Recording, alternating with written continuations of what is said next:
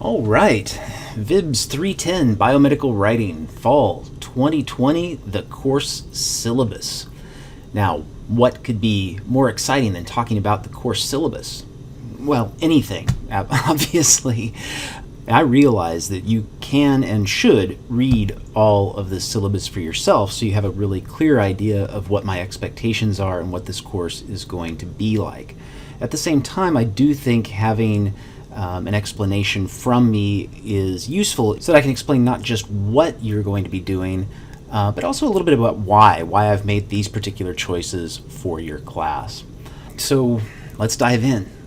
Obviously, you know by now we're teaching this class entirely online. It's a 1 credit hour course, and I'm your instructor, Dr. Yasha Hartberg.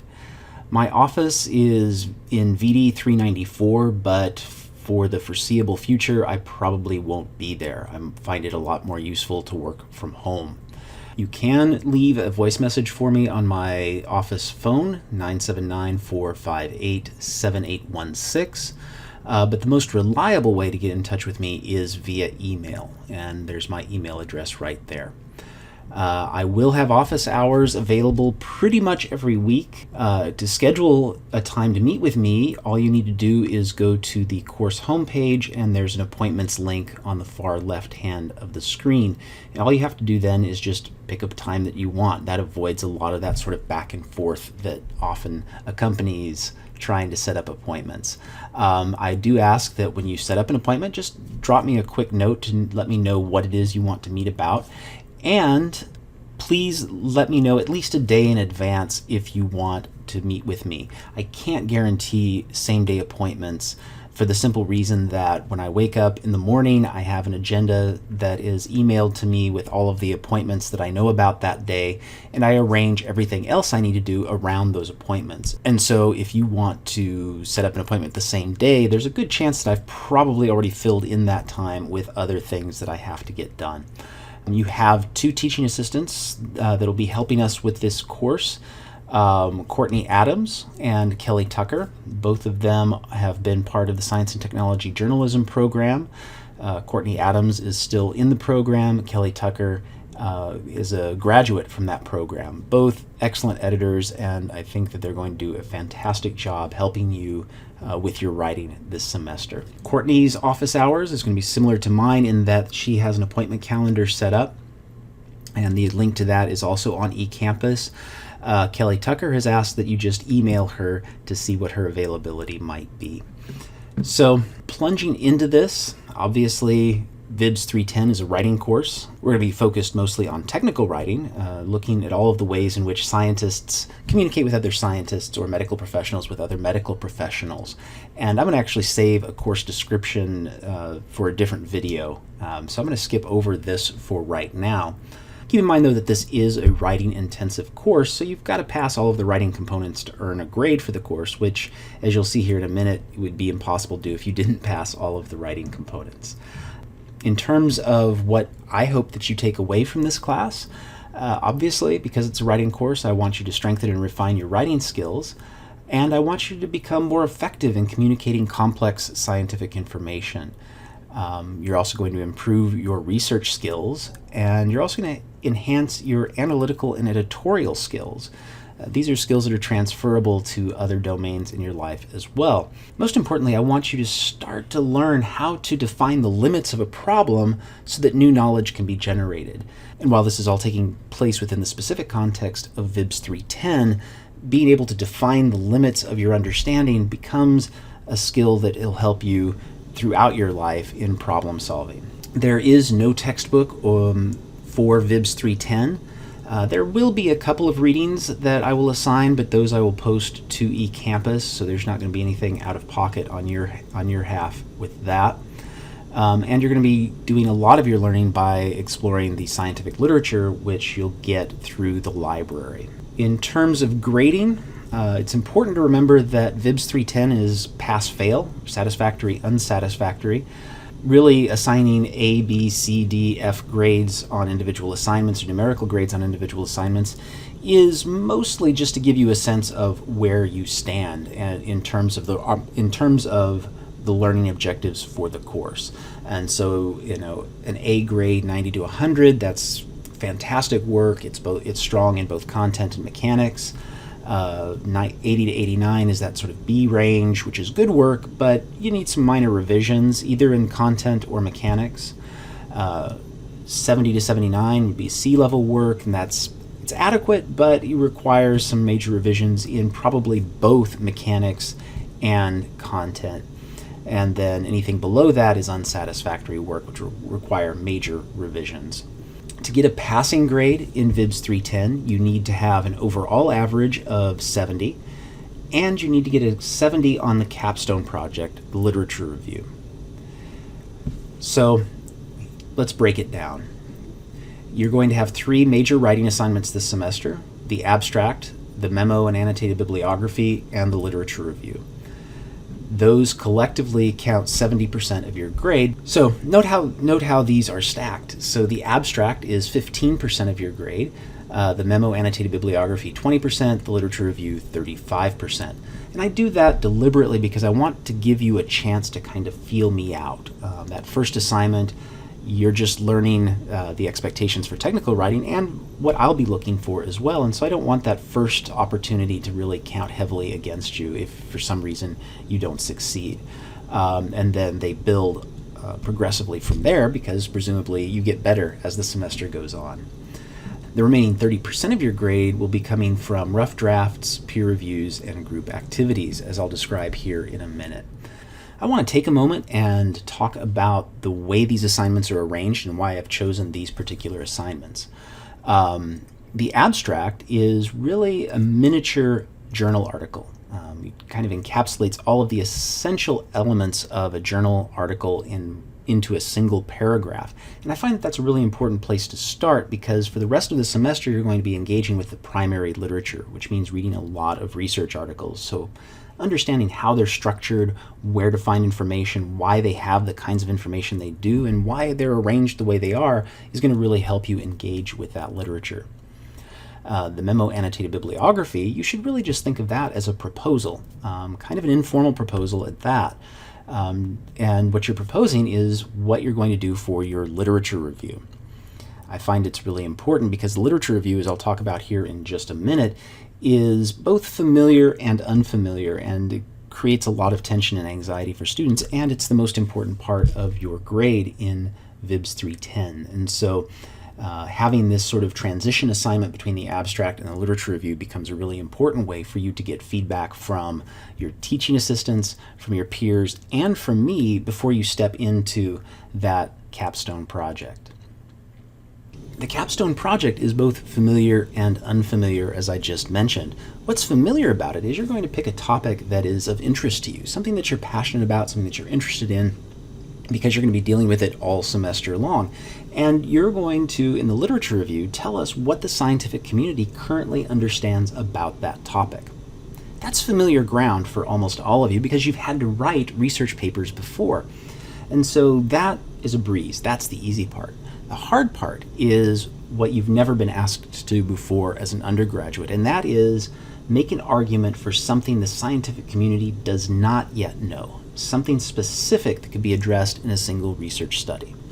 You're not going to be asked to propose methodology or anything like that, but you are going to have to be able to take us to the limits of what we currently know so that new knowledge could be generated through scientific experimentation. That's the harder part. And so having the abstract to get you familiar with the structure of scientific discourse, a memo in the middle, a proposal to help guide you and help you refine your project idea, those will really help you in the end be much stronger for your capstone project. And so I know a lot of you are going to feel a lot of pressure and be worried about your ability to succeed at that capstone project, since you do have to get a passing grade to pass the course, but everything in this class is designed and structured in a way to help you be successful at that. So you're going to have lots of help along the way. Now, those remaining 30% are more or less participation grades. So the rough drafts are not graded. For each assignment, for each major writing assignment, you will be turning in a rough draft, you'll be doing peer reviews, and then a final draft. So the rough drafts are not graded. You could turn in the absolute worst thing that has ever been written ever. I don't challenge you to do that, but it would be really hard for you to do, and it wouldn't make any difference, because the idea here is to get some ideas out on paper that other people can respond to. But you will get a grade for it in the sense of, did you turn it in on time? It's important for you to turn it in on time because the next step is the peer review portion of the assignment, and it's important, if your peers are going to review your work, that they have something on time to review. The peer reviews are incredibly important, and they're important on a number of different levels. One, self-editing is notoriously difficult to do, and so having extra pairs of eyes on your paper will help highlight things that you may not have seen in your own work. It's also important because as you're reading your peers' papers, you will notice things about the way they handled that same assignment, and some of those may be, oh, that's amazing, I wish I had done that and I can do that. Or it may be, ooh, that doesn't work and I did the same thing. And so that'll help you kind of reflect on your own writing. And so you'll be able to use the peer reviews to help strengthen your final draft. I should also note that your TAs are going to make comments on your rough draft as well. Again, not to assign any sort of grade, but to give you feedback about how you can be more successful in your writing. And so you get to combine the TA's comments with your peers' reviews, and then finally turn in the final draft, which I'll then grade. Group activities. Over the summer, I called this discussion, and I think that was a little misleading in some ways, or maybe too restrictive in some ways, but this is not a group project kind of grade. So don't panic if you really hate group work. It's not going to be that sort of thing. I'm going to assign each of you to groups between 4 and 6 students, ideally 5 in each group, but there may be some with a few more or less. And in these groups, you're going to discuss issues that come up in class, things that I bring up for you. Each week, there will probably be either some kind of activity or a discussion prompt, something that I want you to discuss with your other group members. And your submission in response to that prompt will be due Thursdays by midnight, essentially, 11:59 p.m. Then you have a couple of days to respond to other group members' submissions, and your responses will be due on Saturdays at 11:59 p.m. In terms of how the group activity part will be graded, it's really a matter of, did you make the submission on time, did you make your responses on time, and how engaged were you with that activity. So 1 point will be for on-time submission, 1 point will be for on-time response, and then the remaining 3 points each week will be, how engaged were you? Was it just a low level of engagement? Were you just being a cheerleader for what was going on, or were you actually contributing to that discussion in a meaningful way to move it forward? And so those 3 points, low engagement 1 point, medium engagement 2, and high engagement 3. And so again, this is not a group project kind of thing. Some weeks it may not be a discussion as much as it may be a worksheet or some other kind of activity that I have you do. Late work. It's really important that things be turned in on time because, as you can see, there's a lot of give and take between what you turn in and what other people have to respond to. And so getting that in as close to the deadline as possible, it makes that whole process much smoother. If for some reason you're not able to get something in on time for a university-approved excuse, then reach out to me or your TAs and we can make arrangements for you to turn that in, with the exception of the peer reviews. For technical reasons I will not go into here, it is physically impossible for me to extend the deadline on peer reviews. So if you miss that, there's really nothing I can do. But I can, I can make arrangements for every other kind of assignment that we do. So if something's turned in late without a university-approved excuse, then it's sort of the standard 10% reduction in the total assignment's value for each day that it's turned in late. In terms of the course schedule, the major assignments, the due dates are listed here in the syllabus. So you've got the rough draft, the peer reviews, and the final. Most weeks, these are going to be a week apart. So you'll have a week to write your rough draft, a week to do your peer reviews, and a week to turn in the final draft. For the literature review, I try to give you a little bit more time between the peer review and the final draft so that you have more time to incorporate those revisions. And then, as we just discussed, Each Thursday, you need to make sure that you have your response to the group activity submitted, and then the response to your group members' posts will be due on Saturdays. In terms of technology support, because we are entirely online, it's really important that you have good internet access and access to eCampus and YouTube. If you have any accessibility issues with that on the technical end, in other words, if you're having trouble logging into your account or it's giving you strange error messages, your first line of defense is the Help Desk Central. Go to them, because I don't have access to that kind of technical support. If, on the other hand, you're having technical difficulties in terms of understanding how to submit an assignment or where to find your feedback or things like that, then by all means reach out to me and the TAs and we'll be happy to help you. I also can't stress enough that the University Writing Center does a fantastic job of providing resources to students, both online and through their consultations with writing coaches. So I really recommend that as well. Everything that follows here in the syllabus is wording and rules and regulations that are set up by the university. It's things that I can't really change. And they cover the sort of familiar ground in terms of attendance, what constitutes an excused versus an unexcused absence, how to make up things if you have an excused absence. And so I don't feel a strong need to go over any of that in depth, because you've probably had that in every single class and that information is readily available. I do, however, want to take a minute to talk about the academic integrity statement. You have all heard this 100 times, hundreds of times probably. An Aggie does not lie, cheat, or steal, or tolerate those who do. Now, when most instructors have covered this in their syllabus, they've probably handled it in one of two ways. One is they've probably done this sort of hellfire, brimstone, do not cheat in my class, I will ruin your life if you do it. That's one approach. The other approach is to just go, yeah, you've heard this before, and move on. And my approach to this is very different. I emphasize it, I talk about it, not because I want you to be fearful of what repercussions might happen if you commit academic dishonesty. Rather, it's because in the 20 plus years that I've been teaching, I've had to turn students into the academic honor office. And it's terrible. I hate it. It's bad for the student. It's bad for me. It's nobody wins in that situation. But I've learned from that when students commit academic dishonesty, it has never once been because they were lazy, because they were just trying to get away with something. That has never been the case, not once. In every instance I've had of academic dishonesty that I've had to turn into the Aggie Honor Office, it has been because life got to be overwhelming for that student in some way.